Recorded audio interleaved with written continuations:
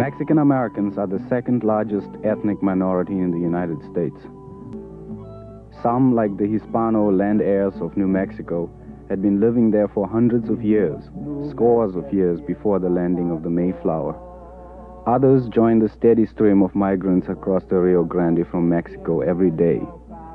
The group is the youngest and fastest growing ethnic population in the nation. Traditionally, Mexican Americans have been agricultural workers, campesinos, for the most part, a gentle, lovable people. There was little need to change their language and culture, but recently the impact of technology and a changing economy has subjected the community to massive political and social dislocation. Within a relatively short period, thousands have trekked to the cities, bringing with them all the disadvantages of a traditionally rural people: lack of education, a foreign language. The Black Revolution, with its high drama, both inspired and somewhat obscured the more localized protests of Mexican American groups.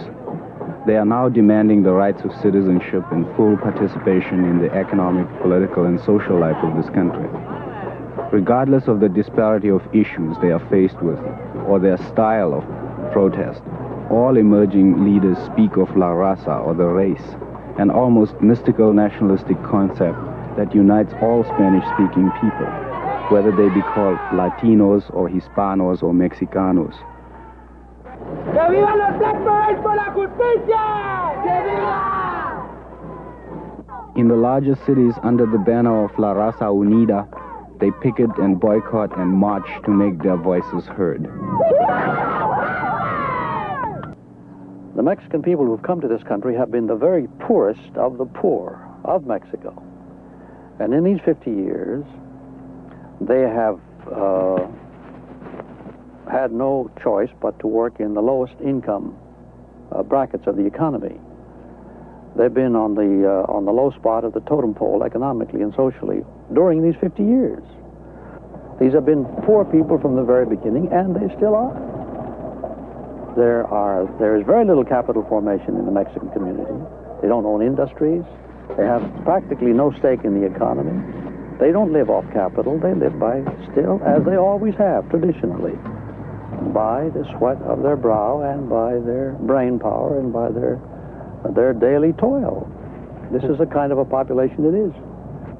A Mexican American is 7 times more likely than an Anglo or white to live in a substandard house. The chance that his baby will be born dead are twice as great. The unemployment rate is 2 times that of Anglos, and of those employed, the vast majority, almost 80%, work at unskilled, low-paying jobs. 40% or more are considered functionally illiterate, and many live in the apathy and despair bred by poverty. Some of our boys and girls have never been outside of the town of Beeville. They have never been as far as Corpus Christi, which is only 60 miles away. They don't know what a park is or what a lake is. They don't know what it means to go boating or fishing, things like this. And of course, in anybody's life, this is a handicap. The average education for a male or for an adult Mexican American, 25 years or better, average education is 2.1 years of school in this area. They read their mother with the... In the past, it was just generally assumed by the Anglo community that that Mexicans don't need to go to school because why the hell do you have to go to school to pick onions? Any education was actually actively discouraged in rural school systems. Help clean the house. These are refugees. They're not refugees from Mexico, they're refugees from displacement and from economic exploitation in the rural areas. And they've come to the cities to look for work. What's happening to the Mexicans psychologically is that having been relegated, having been cut out from a decent education and from participation in the economy and from consideration as human beings, they are now groping for an ideology that will, first of all, make them feel important, make them feel dignified, make them feel worthy. The search for an ideology coincides with a search by youthful Mexican-American individuals for an identity in the spectrum of American protest. Rodolfo Coqui Gonzalez, an ex-boxer turned civil rights activist in Denver, Colorado, answers that need by digging deep into the past. Last year he founded El Centro de la Cruzada, a self-help community based dedicated to a cultural renaissance for the Mexican-American. This is our symbol. It's an Indian mother, a Spanish father, and a cat with a mustache facing it.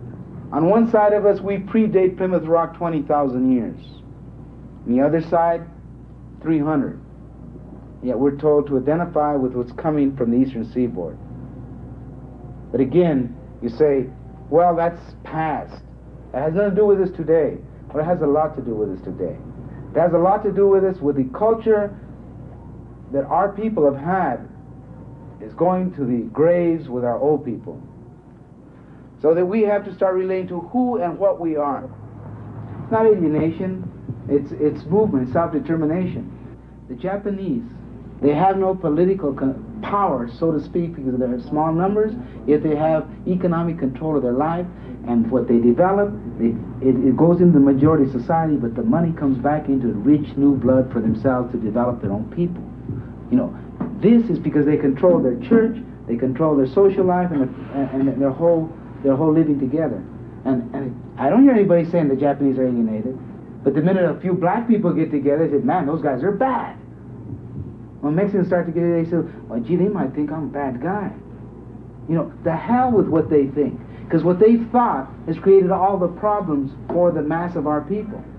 There wouldn't be any racism if his folks and his forefathers hadn't provoked it.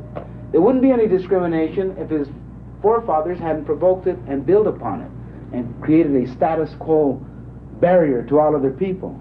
As we watch the black move, as we watch the radical Anglo move, and we say, you know, where are we going? And we've got it all right here. We don't have to go. We just have to preserve it and build it up. We have to defend it.